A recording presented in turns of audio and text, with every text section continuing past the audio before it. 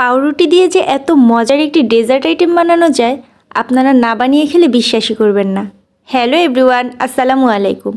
আজকে আপনাদের সাথে শেয়ার করব খুবই মজার একটি রেসিপি, পাউরুটির ডেজার্ট বা পাউরুটির মালাই কেক। চলুন ভিডিওটি শুরু করা যাক। পাউরুটির মালাই কেক বানাতে প্রথমে আমাদের এখানে ব্রেড লাগবে। ব্রেডগুলোর সাইডটা আমি খুব সুন্দরভাবে একটি ছুরির সাহায্যে কেটে নেব। পাউরুটির সাইডগুলো কেটে নেওয়ার ফলে যখন আমরা পাউরুটিটাকে রোল করব তখন খুব ইজিলি এটি রোল হয়ে যাবে। এর জন্য পাউরুটির সাইডটি খুব ভালোভাবে কেটে নিয়ে তারপর একটি বেলুনের সাহায্যে পাউরুটিটা খুব ভালোভাবে পাতলা করে বেলে নেব। এই যে ঠিক এভাবে একটু চাপ দিয়ে পাউরুটিটাকে বেলে নেব যাতে পাউরুটিটা একদম চিকন হয়ে যায়।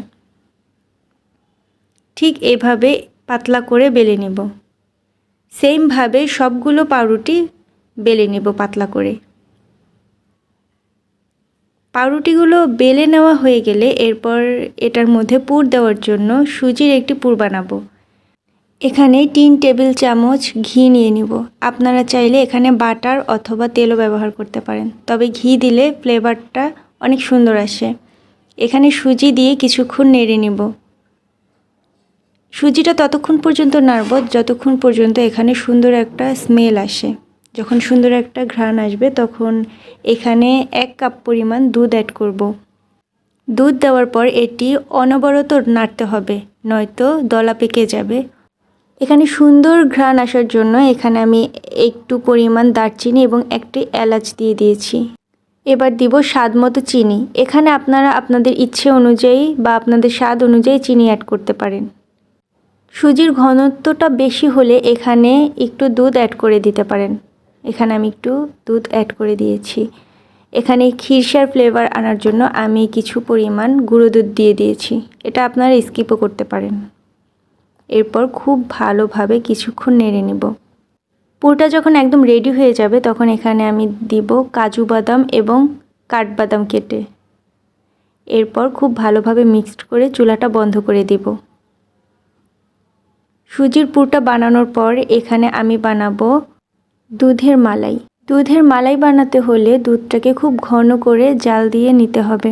ফ্লেভারের জন্য এখানে 1 টুকরো দারচিনি এবং একটা এলাচ দিয়ে দিয়েছি। কিছুক্ষণ নেড়ে নিব। এরপর যখন বলক আসবে তখন এখানে দিয়ে দিব স্বাদ মতো চিনি।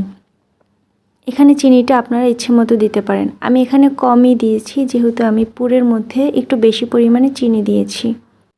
এখন আমি দুধে দেওয়া এলাচ এবং দারচিনিটা উঠিয়ে নেব। বেশিক্ষণ জাল করলে এটার গন্ধটা একদম বেশি কড়া হয়ে যায়। এটা আমার কাছে একদমই ভালো লাগে না, তাই আমি উঠিয়ে নিয়েছি। এরপরে এখানে দুধটা ঘন করার জন্য দিয়ে দিয়েছি গুঁড়া দুধ। গুঁড়া দুধ দিয়ে কিছুক্ষণ খুব ভালো করে নেড়ে নেব।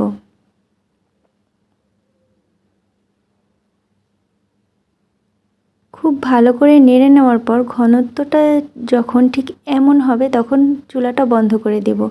এরপর পাউরুটির মধ্যে সুজির পুরটা দিয়ে দিব। আপনারা চাইলে সুজির পুরটা আর একটু পাতলা রাখতে পারেন। এরপর রুটিটা রোল করে দিব। এভাবে করে সবগুলো পাউরুটি আমি রোল করে নিব।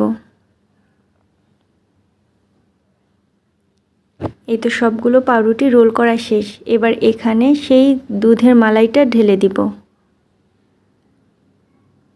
পরিবেশনের জন্য উপর থেকে আমি বাদাম, কাজু বাদাম এবং কিশমিশ দিয়ে দিয়েছি। এই তো আমার পাউরুটির রোল একদম রেডি। এবার আপনারা নর্মাল ফ্রিজে 1 ঘন্টার মতো রেখেও সার্ভ করতে পারেন, আবার এভাবেও সার্ভ করতে পারেন। এরকম আরও সহজ সহজ রেসিপি পেতে আমার চ্যানেলটি সাবস্ক্রাইব করে পাশেই থাকবেন। ধন্যবাদ।